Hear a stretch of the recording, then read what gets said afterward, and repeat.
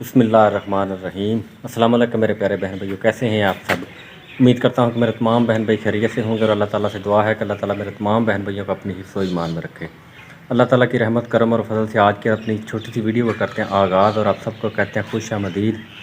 Video शुरू करने से पहले मेरी एक छोटी सी रिक्वेस्ट कि जिन मेरे बहन भाइयों ने अभी तक मेरे चैनल टीपू वीर को सब्सक्राइब नहीं किया, काइंडली वो मेरे चैनल को सब्सक्राइब कर लें और साथ लगे बेल के बटन को लाजमी प्रेस कर दें ताकि मेरी हर वीडियो को नोटिफिकेशन मेरे तमाम बहन भाइयों को बर वक्त मिल सके। अच्छा जी, अभी मैं जा रहा था शहर अपने फ़तेहपुर में। एक तो मुझे अपना एक ज़ाती छोटा सा काम है, दूसरा अब्बू जी के को कपड़े लेकर आने उधर से दर्जी को दिए हुए थे। आजकल शादियों का दौर है, 3-4 जगह पर शादियां हैं। तो पिछली दफ़ा अब्बू सरगोदा में गए हुए थे, अभी 2-3 दिन ही हुए तो सरगोदा से वापसी आए हैं। तो अभी हमारे साथ ही इधर गाँव है, तो अब्बू जी का कोई दोस्त है और रिश्तेदार तो नहीं है हमारे, कोई अब्बू जी के दोस्त हैं, उनके बेटे की शादी है। तो उन्होंने उधर इनवाइट किया हुआ था अब्बू जी को। तो दर्जी को दिए हुए थे, कभी वो उठा कर लाने हैं। उसके बाद अब्बू की जूती जो है, शूज़, वो कुछ अब्बू कह रहे थे कि उधर से ना पॉलिश वगैरह करवा कर ले आनी है, क्योंकि घर में पॉलिश मैं अक्सर ला कर रखता हूँ लेकिन बच्चे नहीं इधर छोड़ते। तो शहर से अभी कोई लानी पड़ेगी। बच्चों के कलर जो हैं शूज़ वो ब्लैक कलर के हैं, तो अब्बू के जो है ना वो ब्राउन कलर के हैं। तो बच्चे जब मैं घर में कुछ चीज़ रखता हूँ ला कर, तो बच्चों वो छोड़ते ही नहीं हैं। तो इसलिए अब्बू के शूज़ जो हैं वो उधर से शहर से पॉलिश करा लेता हूँ। बाकी इंशाल्लाह जो भी सीन होंगे अपने बहन भाइयों से शेयर करते हैं।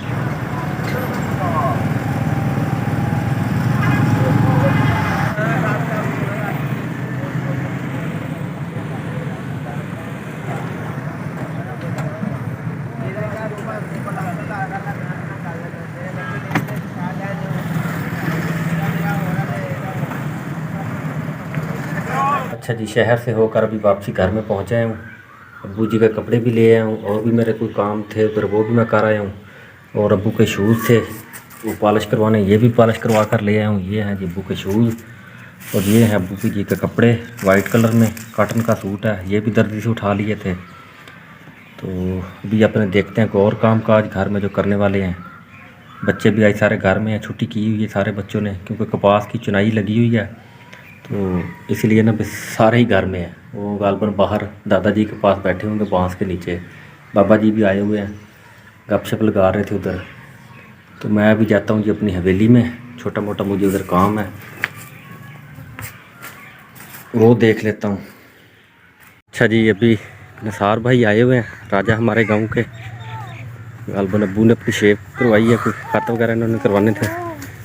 अस्सलाम वालेकुम जी। हाँ जी, करा ले जब जी खत। हाँ करा लिया जी। अच्छा बाबा जी तुसा अच्छा पापा काकिया ने भी इधर इधर शेप करायो पापा। अच्छा वहाँ वो भी छोटे भी आ गए हैं जुएरिया, तुमने भी बाल कटाने हैं। वो कहता मैं नहीं कटने।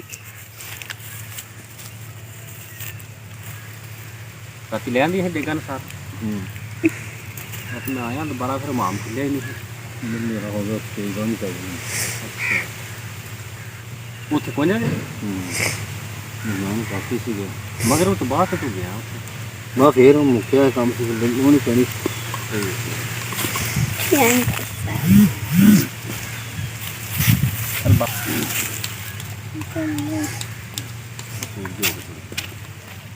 बाबा की करदा बे तू बाहर बढ़ रहा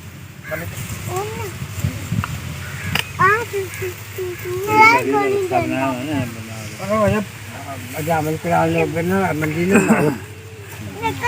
पूरा आ जाओ दादा थोड़ी ये थोड़ी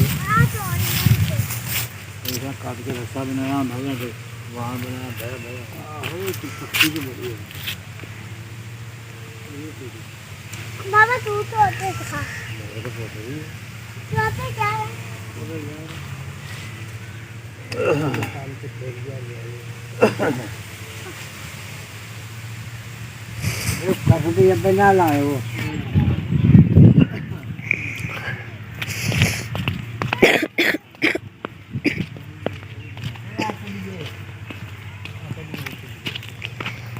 तेरा तो नहीं नहीं मेरा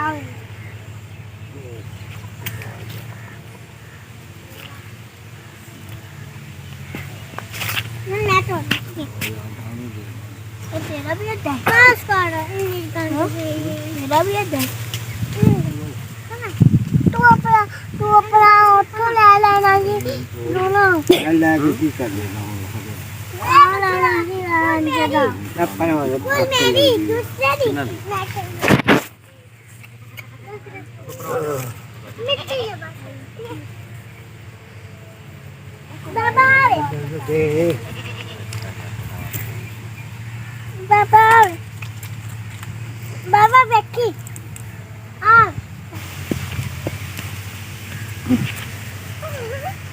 ਆਕੇ मैं ला कर लाए ਤੂੰ ਪੁੱਠੇ ਕੰਮ ਕਰਦਾ दादा ਯਾਰ ਸਬਰ ਤੇ ਕਰ ਹੁਣ ਇੱਕ ਮਿੰਟ ਨੂੰ ਆਪਣਾ ਨਹੀਂ ਨਜ਼ਰ ਕੋਲ ਪਿਆ ਬਤਾ ਨਹੀਂ ਬਾਲ ਤੂੰ देखिए तो भी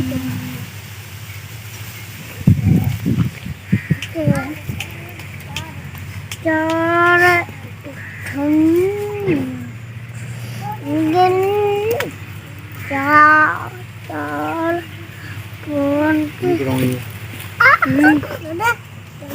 ਅੱਲਾਹ ਅੱਲਾਹ ਨਾ ਲਾ ਤੋ ਉਹ ਲਾਈ ਜਾਂਦਾ मेरे चाय नहीं पकाई नहीं पापा अभी नहीं पकाई अच्छा जी अब्बू हो गया अभी तैयार जा रहे हैं शादी पर बस हो गए तैयार ਹਾਂ ਤਿਆਰ ਹੋ ਗਏ अच्छा चलो तो उत्थे कोई मिर्च मसाले वाली चीज़ां ज़्यादा होईयां तो ना खाओ थोड़ा बहुत ही बस कोई जी नॉर्मल जी कोई चीज़ होई ना वही खाओ एवं ज़्यादा ना फिर मैदा गड़बड़ कर जाता थोड़ा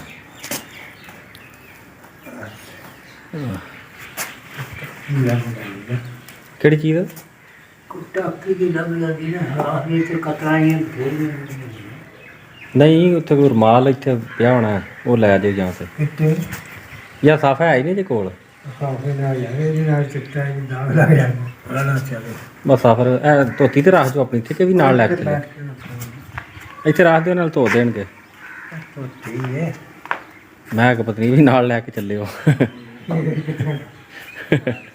अच्छा चलो नींदरा वगैरह पा दोगे अच्छा जी पापा जानी रेडी होने के बाद अभी बाहर आ गए हैं और मोटरसाइकिल निकाल लिया उन्होंने ये साथ ही गाँव है हमारे इधर उधर ही जाना है इन्होंने दूर नहीं है बस 10-15 मिनट में उधर पहुंच जाएंगे बड़ा शौक़ था अब्बू को इस शादी पर जाने का क्योंकि ये अब्बू का बड़ा ही ख़ास दोस्त है जिधर ये जा रहे हैं तो एक हफ़्ता पहले ही अब्बू जी ने ना शोर घर में डाला हुआ था कि मेरे दोस्त की शादी है कपड़े वगैरह जूती वगैरह इस तरह की हर चीज़ें जो है ना आपने मेरी रेडी रखनी है